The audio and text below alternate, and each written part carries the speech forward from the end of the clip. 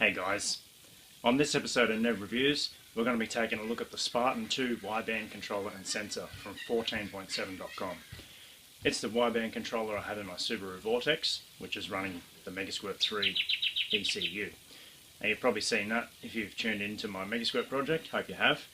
Anyway, to give you a proper indication of this product, first of all I'm going to have to put on my progress shirt.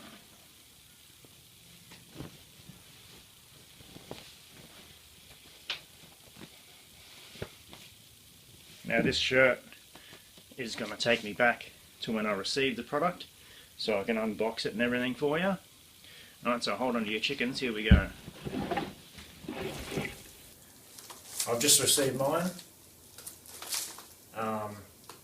in a fairly timely fashion.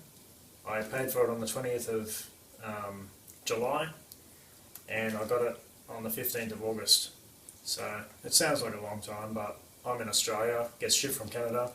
That's only 19 working days, so that's pretty good. So I'm about to open it up now and see what's in the package.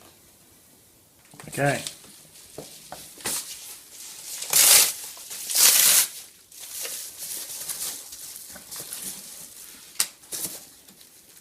What's in here, Leo? Presents for Daddy. Presents for Daddy. Come on, look out. Come on. So there's our oxygen sensor. Here's our controller.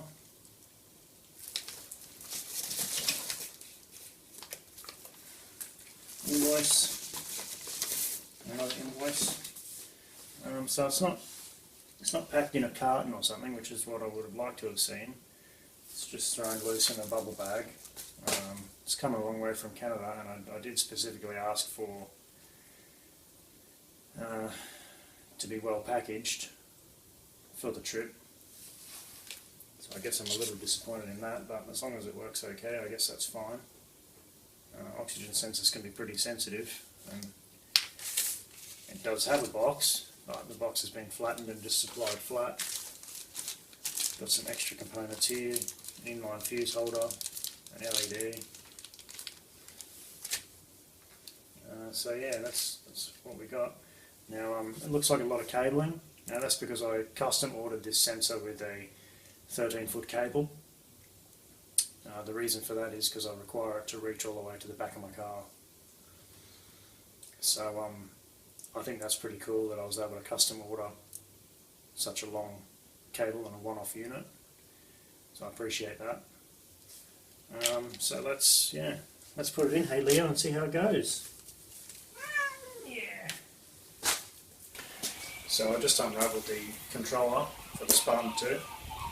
It's quite a small little unit. It's supposed to be all weatherproof and everything. Now I custom ordered this unit with a 13-foot cable, which I thought was going to be a continual cable. And the reason I did that so I didn't have to join it. And what I've found is it's just been joined and extended at the factory, which I'm really disappointed about because I paid extra. I thought I was getting a custom made unit with a long cable. What I got was just a standard unit and a spliced cable. I paid extra for this so that it wasn't going to be joined, because I just wanted one piece of full cable. I assume it's shielded, and I didn't want to have to interrupt the shielding in the middle, which looks like it's just been done. So I'm very disappointed about that, since I paid extra for the unit to have a long cable and extra shipping. Anyway, halfway around the world, so the project must continue. We'll just see how it goes, I guess. Alright guys, well I've had this Spartan 2 sensor and controller fitted now for a couple of years, to be honest. Been trying it out, some of which you would have seen in my Megasquirt project series on Nev's Garage. Make sure you check that out, very interesting stuff. And seems to be working pretty nicely. So I guess now it's time to strip on down to my summary shirt and finish off this review. Now the unit is made pretty well.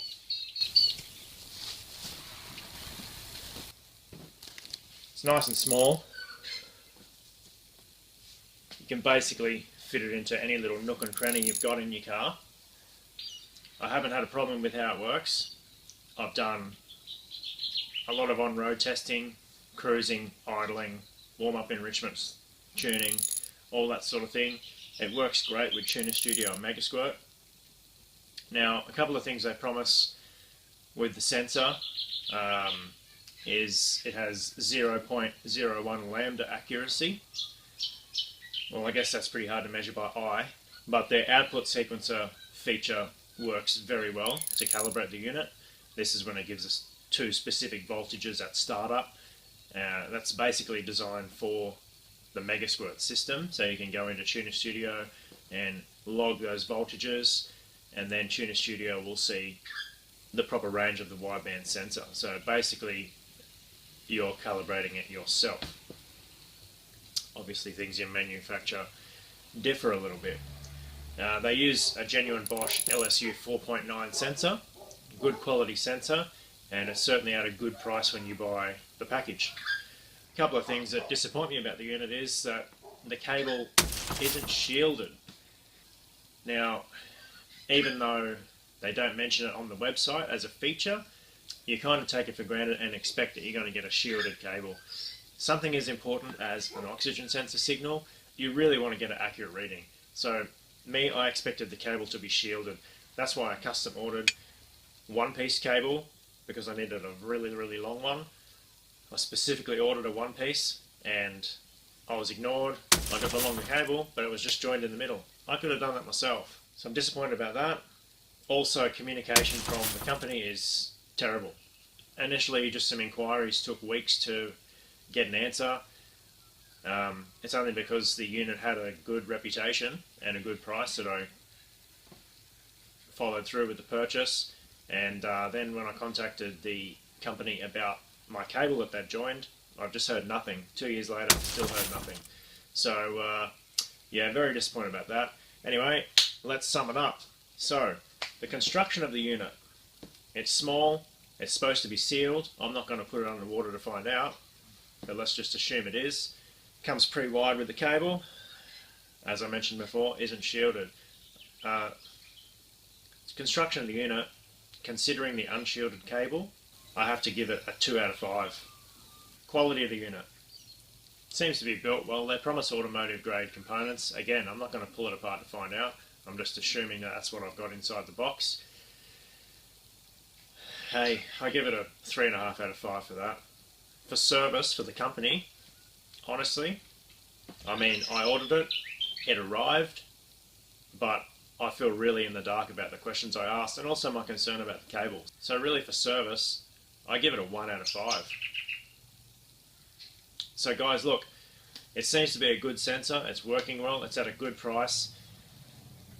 I mainly bought it because it's basically designed for Megasquirt and it works very well with Megasquirt. I'm sure there's other options out there.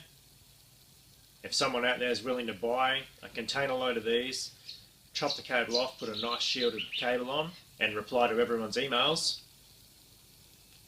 contact me, I'll give you a 5 out of 5 for the product.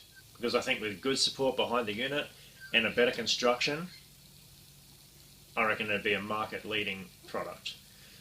But overall as it is, I give the unit a 2 out of 5. Alright guys, thanks for tuning in for another Nev review. Please keep subscribing and sharing, and we'll catch you next time. Peace.